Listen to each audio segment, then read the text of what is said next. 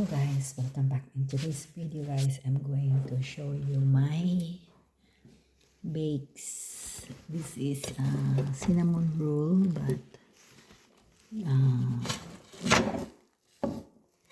I was not able to separate it. That's how it looks like. So it means this is not really like perfect, but it looks delicious and soft inside. Just see.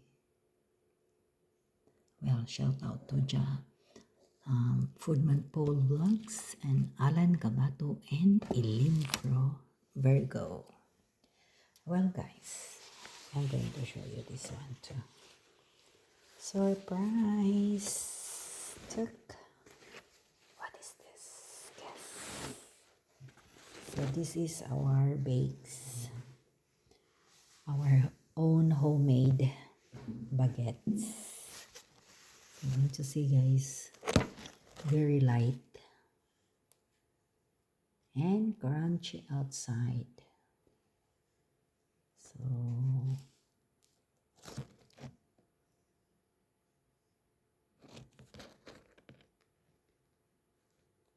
well fermented.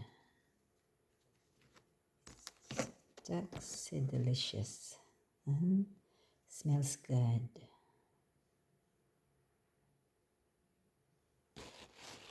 Don't you see?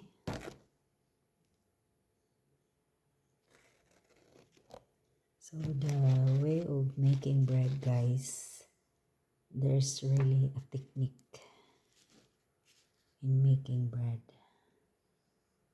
Although the commercial oven and the home oven, they are not the same guys, but with this cooking I do something to come out like having a bread baked in a commercial oven. There's a kind of tiny insect.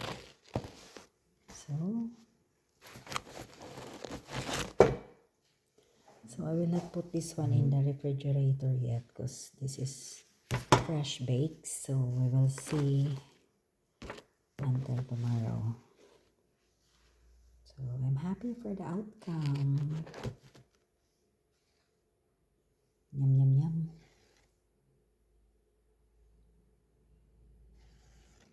That's it for today guys. Bye.